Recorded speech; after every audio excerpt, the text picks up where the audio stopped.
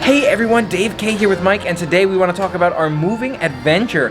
Mike moved down from Maryland to Florida, his first real move, and I have some experience with moving, so let's get it started.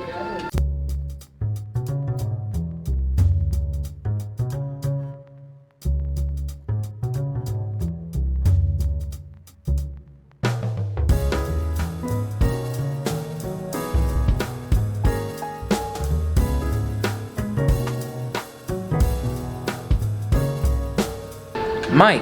Yes. We recently made the move down here, your first real move, got you situated down here. First of all, how are you liking it? Loving it. Loving every single minute of it.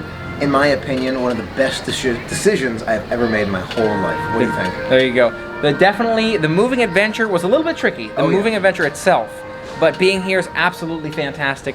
Loving being able to spend some time here with you. And yeah, it's just been fantastic. Now let's talk about that moving adventure itself. Okay. What we did was let's talk through. It took us what, a week to pack everything up. I guess that's undercutting it for sure. But I was there for maybe a week to help pack up. I was packing for weeks prior. I mean, I guess I'm a slow packer, but I was there for like, I'm gonna say 4+ weeks, just slowly starting to get things into boxes, just slowly. And I like the slower process because then it doesn't feel like a rush. There was a little bit of a rush at the very, very end for other reasons, which I'm sure we'll get into, but the packing itself, about 4 weeks, I'd say. Yeah. And that makes a lot of sense, right? To take that time to make sure you have everything in order. The more time you have to plan out your move, if you're planning a move, is definitely beneficial, right? You want to make sure the bigger your house, the more stuff you have to move or clear out or do something with, the more time you want to give yourself to prepare it all. So you don't have to worry about that last week. I should also mention I was making videos the whole time and editing. There are other parts of life that come into play, so you have to kind of measure out how much time you have as well. I just wanted to mention that. It's true. It's a very good point. Now let's talk about that last week, right? The part that I was there for, and where it got a little bit chaotic. Talk me through some of that chaos that occurred in that last week and why you think that arose. So, long story short, the plan was, we were packing everything up for the week. It was no big deal, we just get a lot of boxes, getting a lot of supplies, making things happen. Okay, it worked out. The issue came up at the very end. Our plan was to get the U-Haul budget truck. It wasn't a U-Haul, it was a budget truck. Right. And we were gonna get the truck, have movers put the stuff in the truck, load the car on the back, drag the car on its own little dolly, drive it ourselves down to Florida, and then the movers would come here, or different movers, would be here, unload the truck, and we'd be all set to go. It did not work out that way, and you can follow that whole adventure. Needless to say, they didn't have the truck we wanted or needed. It just wouldn't fit all of our things. But after driving it just a few miles from the rental location back to the house, I am so glad it did not work out that way. And our friends told me there are always hiccups in every move, and there are, I'm sure. This was the big one for us, and it turned out to be far better. Yep. Now let's say you did have to drive one of those moving trucks at some point. Yes. What is the furthest distance you'd feel comfortable driving a moving truck? To be honest with you, I didn't feel comfortable driving it at all. But if you said, okay, Michael, would you be okay driving a moving truck just like into the next city, maybe even the next state? Okay. Yeah. Okay. I would. I'd take it nice and slow. I'd choose a low traffic time of day, a couple hours. Okay, done. Yeah. To go move across the country basically from the Northeast to Florida. That's just no. Yeah. No. And there's a couple of pieces on that. I get that you don't love driving that moving truck, and I feel like there's something to be said for the size of the moving truck, right? I've driven the smallest possible size moving truck just to move like a couch or a bed, and I feel like that's doable. Again, a city down or a state down. Sure. Maybe we even make a long move with something like that, but the giant truck makes it especially difficult. And if you're trying to hitch something to the back. That's it. Yeah, definitely adds to the challenge. Now there's no rear view mirrors or side windows on those, so that's something to look out for as well. On a scale of 0 to 10, how important would you say it is to hire someone to move your stuff for you as opposed to moving it yourself? Again, I would put it on distance. Okay. Totally on distance. If you're making that huge move like that, please do not. You can use your own truck if you really want to, especially if you're not pulling something. Yeah. If you're not pulling your car and you feel very comfortable driving a big truck, okay. Yeah. But for me personally, it's just for the peace of mind. You don't have to worry about other people smashing into the truck as you're moving. Those kind of little things. Just played into it so much, and I wouldn't have done it any differently than how it turned out. Yep. And if I ever move a long distance in the future, I would use a moving company like that. I would not do it myself. I mean, even short distances, I'm considering using a moving company. Right. You know, that's just me. I don't want to have to deal with it. It's a stressful thing. Everybody's got their stressors. For me, that's a big stressor. Right.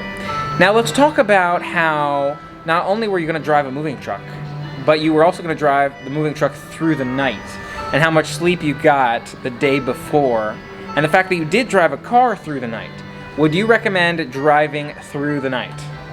You can, absolutely, but you have to make sure it's done the right way. Right. I did not, I'll fully admit, I did not do it the right way. I didn't. I should have I should have slept throughout the day, whatever it took to sleep throughout the day, get a full night's sleep, and then the drive begins. Not move, deal with a lot of stressful things with moving, and then continue staying up through the rest of that.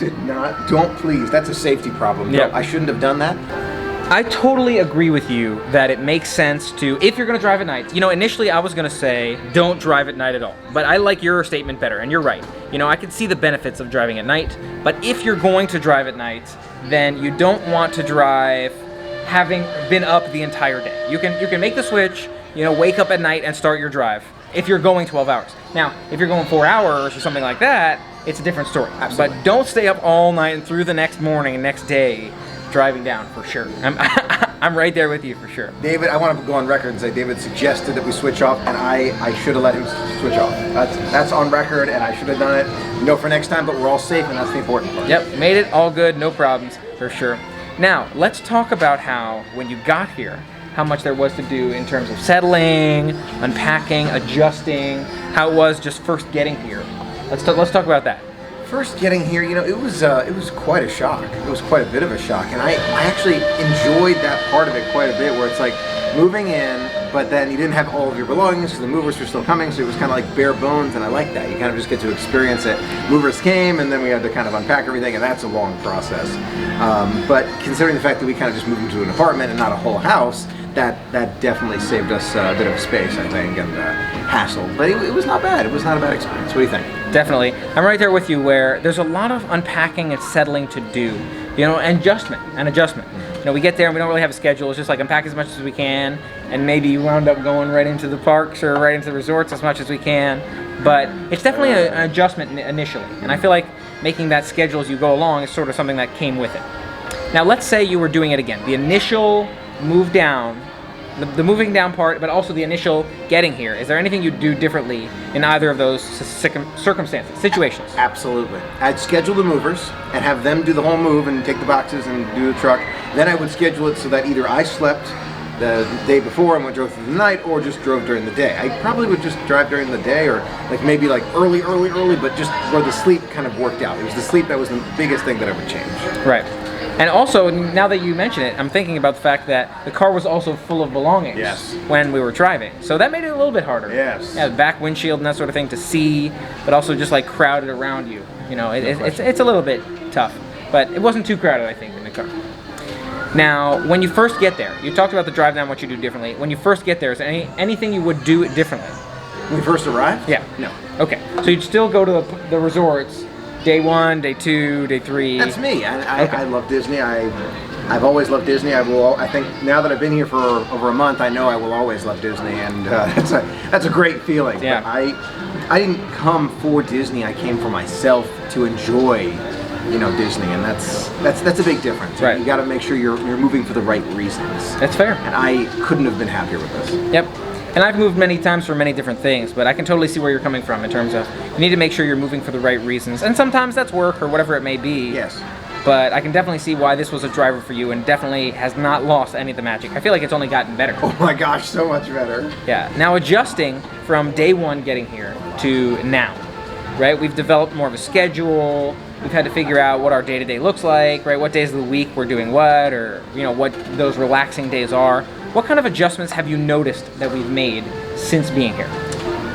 You know, we've been a lot more flexible with the rides and shows and dining and anything. You know, in the past, especially at Disney, it has turned into a very scheduled experience. And now it's just like, oh, didn't get that character today, we'll get him next time. Or didn't get to this experience today, we'll get it next time. And food item and everything. So that's the big one. In terms of like the other part of life, the non-Disney part, It is a huge difference. It's a huge difference because it's a totally new community. You want to get out there, you want to see more of your community, you want to experience more of it. And I think that's something that's big, and it's a big difference, but it's an important one. It's one that I'm happy to have made. Right, definitely right there with you. And I feel like in addition to the adjustment of just coming up with a schedule or being more flexible, but also having a schedule for what days are we here, what days are we not here. Not really a schedule, but more of an impromptu schedule. I feel like we've been doing more water park days. Yes. Yeah. Yes, we have. And to me, the water park kind of feels more relaxing. It's a slower pace to me. I don't know if you feel similarly, but there's been more water park. That has been really nice. And I think it has added to the adjustment quite a bit. Right. Where we lived in the Northeast, the water experiences would only be open for certain months. True. And now the water park is open year round, and that alone is super exciting to me. I love water parks too. It's the relaxing part of just water. I don't know. It's probably why I love cruises too. There you go. Let's talk about how you would adjust to this area if you were coming to this area. So let's say you're suggesting to someone else, they're thinking about making the move.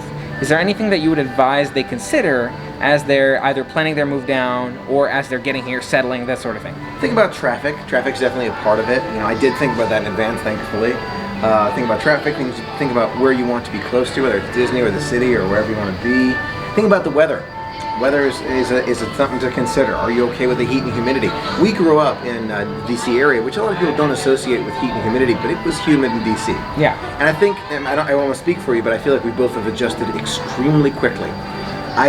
It's warm today, but it is not hot for me. Yeah. I am not, and my body I feel like has adjusted too. I'm not sweating nearly as much as when we first moved down. It's an adjustment that your body and mind have to make together. Right.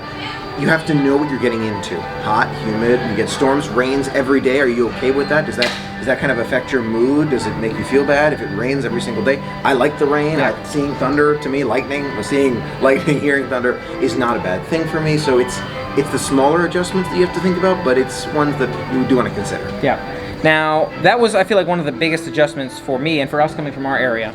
The one biggest one I've noticed so far is it rains almost every day. Yes. And it's not bad, but one of my big suggestions would be remember to carry around a rain jacket. We even wear flip-flops occasionally because we're like, all right, it's going to rain tonight. Yeah. Or carry around spare flip-flops. Yep. So that's something to consider if you're thinking about moving to the area. Carry around those flip-flops, carry around that rain jacket, and just sort of keep those things in mind in terms of the weather. Now, we haven't really experienced what would normally be a cold season.